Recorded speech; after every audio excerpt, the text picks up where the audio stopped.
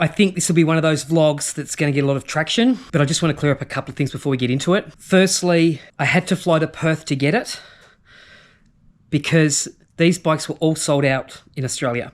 So someone cancelled an order. I saw it come online. I was opportunistic and I bought it. Paid cash for it, paid it in full. I didn't ask for a discount, I just paid full. And part of the deal is because I want it shipped to my home address, is I had to go to Perth and I had to do the pre-delivery inspection and the handover. So the pre-delivery was done and then the bike was handed over to me. I rode it for 464 kilometres. It was then freighted from Perth back to Albany. It was put into transport mode and it was shipped as you would. So I bought the bike, I've driven it, it's been registered in WA, and then it's been shipped probably 10 days, and then it was delivered to my house. So it's just like I bought a bike, everything's been done, and it's been shipped to my house. You can actually see in that vlog when I got it, where I was really excited, you can see that I actually turned on and started, it wouldn't start. So over the last 2 days, charged it up fully. It showed that it was charged, then put on trickle charger, that was charged. You know, hoping that it's just a battery. But deep down, I sort of thought it might be something else. So what was happening is it would...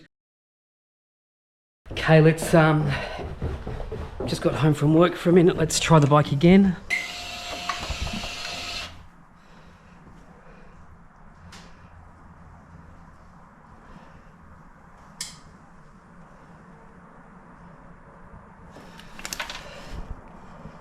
Supposed to wait for this thing, apparently supposed to wait for the Harley symbol to stop sort of, and we've got this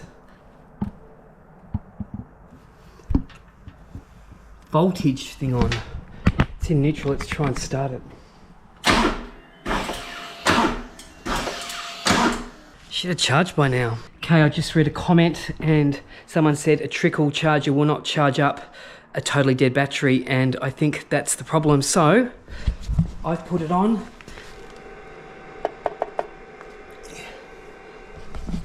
A normal charger. So I reckon this will fix it.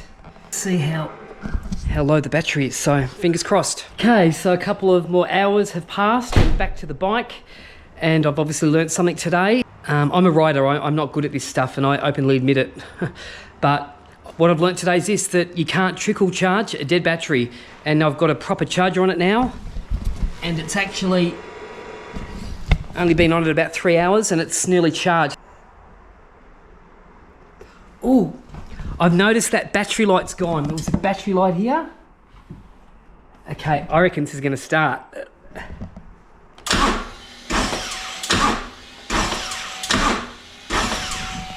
Fuck. Okay, a little frustrating, but 5 hours later, the charger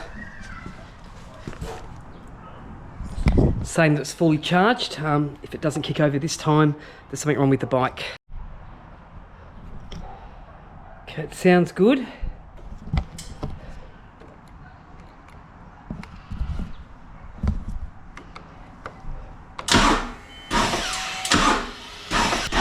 Fuck. Ugh. Great, the bike doesn't go. I'm pissed off. So it's 10 o'clock at night. The bike's been on charge for over 24 hours now. 6 amp charger, and I just kicked it over again. It won't go. It's woo. I just want to talk about a couple of scenarios that what the issue could be. I just want to debunk, or I just want to dispel what some people might write in the comments about this scenario. People might say, well, this is why you go to a dealer and they set it up there and you drive away with it. Well, but the bottom line is there was only one for sale in Australia and I had to go to Perth to get it. So at the end of the day, this bike had to be shipped to me because I bought it in Perth. I did the handover in Perth.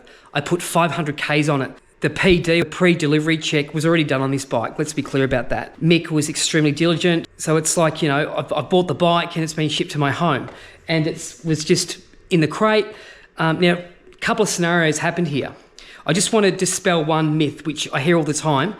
People that think the fob key will drain the battery is bullshit. I've ridden with all my bikes with the fob keys.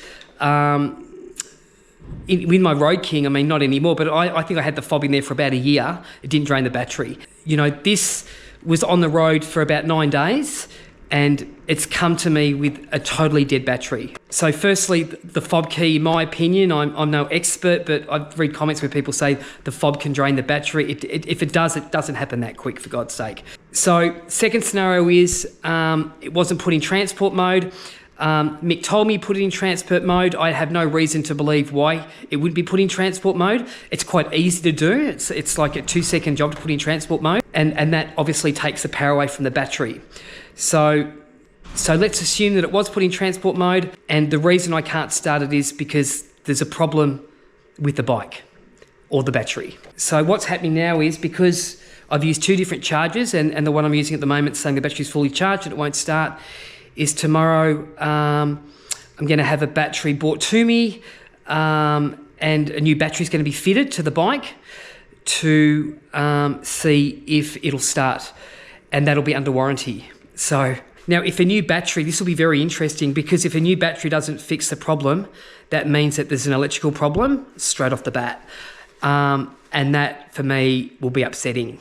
I know I'm probably going to be told that I'm unlucky and all the spin that you get told, but yeah, I'm hoping tomorrow, best case scenario is that it's the battery. For some reason, that's the only thing that's stuffed. Yeah, I definitely think there's a problem with the battery. I'd be surprised if it's electrical. I mean, yeah. Anyway, so that's where we're at. So tomorrow, fingers crossed, no one's at fault here. It's one of those things. Fortunately or unfortunately, I'm a vlogger and I like to capture everything because I believe in being authentic. You know, got to take the good with the bad, but it's definitely bad paying $62,000 for a brand new motorbike that doesn't work. Just one other quick thing, some people have said it's still in transport mode. That's not true. This thing automatically comes out of transport mode once you turn it on. The dash is all good. It's not showing any electrical faults or any faults anywhere.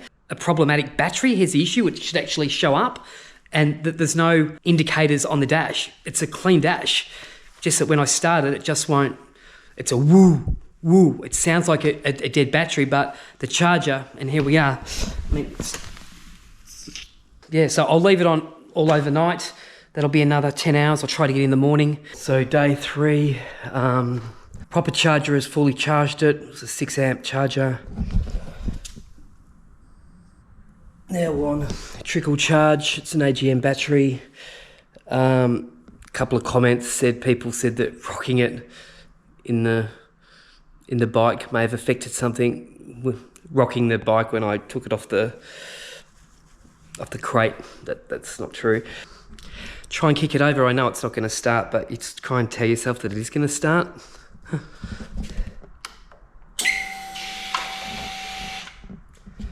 just sounds so good. You can hear the starter motor, all the fuel pump kicking over.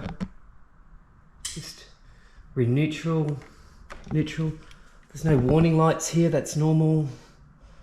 There's no, if there was an electrical problem, there'll be a little, battery thing that would all be sort of saying warning, but there's nothing. Let's try and kick it over.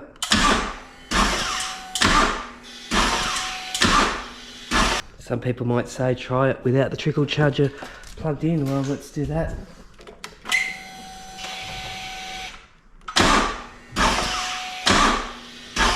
So the Harley Tech is at my house. And we're just putting in a new battery, fingers crossed. This is the problem. I feel anxious, day 3.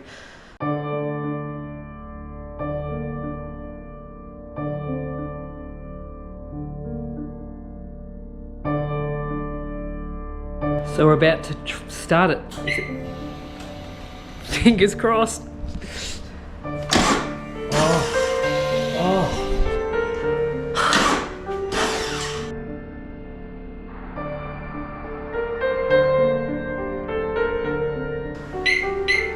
So the bike's going back to the shop.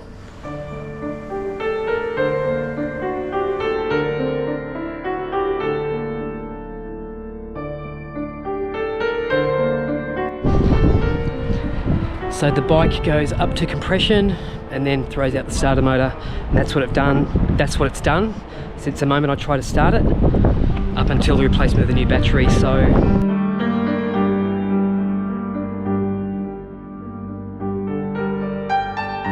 So it appears to be an electrical issue. The tech that came and got it, the Harley tech that came and got it, stated that he doesn't think it'll be anything major. Yeah, it's gone back to the dealership before I've ridden it. You know, this could be a minor bug and I may never have a problem with it again. I think my channel is, you know, 99 point. I'm an incredible loyal follower of Harley Davidson. I think that would be undisputed. Am I disappointed? Yeah, I am. Yep. I would hate for this bike to be going back and forth, getting repaired. I would sell it, or I would ask for my money back. You know, Harley has always been good to me.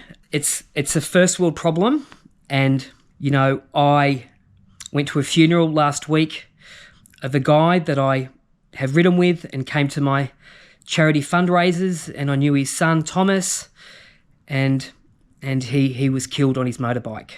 So, you know, you got to put things in context. So it's hopefully it's a simple fix, and I'm looking to putting thousands and thousands and thousands of kilometres on this new CVO ST.